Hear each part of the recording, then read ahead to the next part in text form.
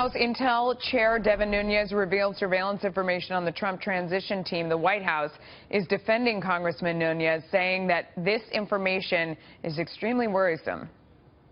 The intelligence and the information that he picked up had nothing to do with Russia, and I think he felt as though, according to his own words, they had an obligation to make sure the president knew what he had discovered. That's it, plain and simple. The substance of what he shared should be troubling to everybody, and that's what I think is the important thing.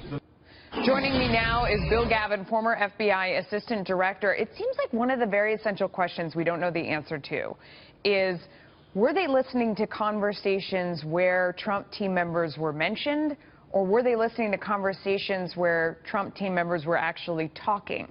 Will we ever know the answer to that question? That's the $64,000 question, Melissa. You're right on target with that. You don't know. And here's the other thing that really concerns me. When you are talking about, in this case, maybe a Russian over here or whatnot, that Russian knows he's being listened to. He also knows how to play. But they said, if I can stop you for game. 1 second, they said it had absolutely nothing to do with Russia. But you're saying if it was any sort of foreign national, right? Absolutely, absolutely true. And those people know how to play the game. They are able to, say, for instance, they want to get somebody on the line with them. They go over and they talk to them, or they call them. They ask them these controversial questions and whatnot. And the problem that I have with this whole mess, Melissa, is the fact that these names are being leaked, and the identity and the substance, the substance of the conversations are being discussed. That's horrendous.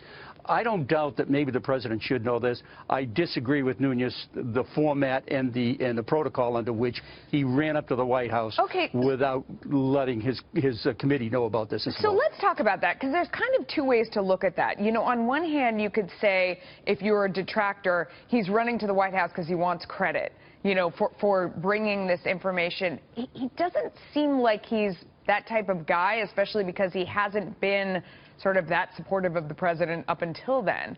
I mean, the other way to look at it is sort of that he doesn't trust that the president's going to get a straight read on this information. That here there were people out sort of discussing team members, and then that information was unmasked and bandied about Washington, which is against the law. What I have a concern about, too, Melissa, is how did he come upon this information? Was it legitimately given to him as chair of the committee under a very confidential purpose? And then he did what he did. You're right. That would be terrible. You know, he might have been doing the right thing, but he did it without consulting the rest of his committee, and I find that maybe a little bit disturbing from the committee standpoint. Yeah. I'm not trying to take a side here. I'm just looking at the other side of that coin. No, we're just trying to, I mean, like Guy Benson said earlier in the show, it's really disturbing. A ton of bad things happened on every side.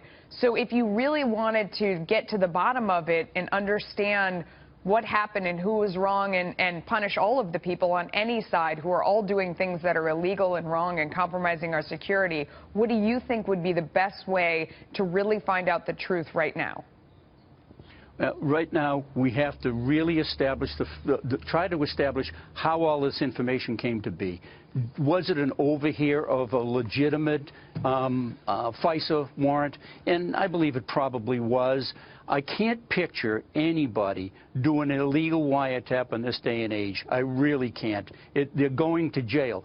I also think that anybody who releases these names and releases the information, they ought to be prosecuted too. Yeah. And to walk up to make it public that something like this occurred, that there was overhear, maybe that ought not to hit the general public as well. Is there anyone who would be trusted to lead an investigation right now? I don't mean to cut you off, but we're almost out of time. Who could do this? I think they ought to leave it to what's being done right now, to have the Bureau look at what they're doing, and to also have bring the information obtained by the national intelligence agencies to bear as well. All right, Bill Gavin, thanks for your insight. Big issue. Appreciate it. Thanks, Melissa.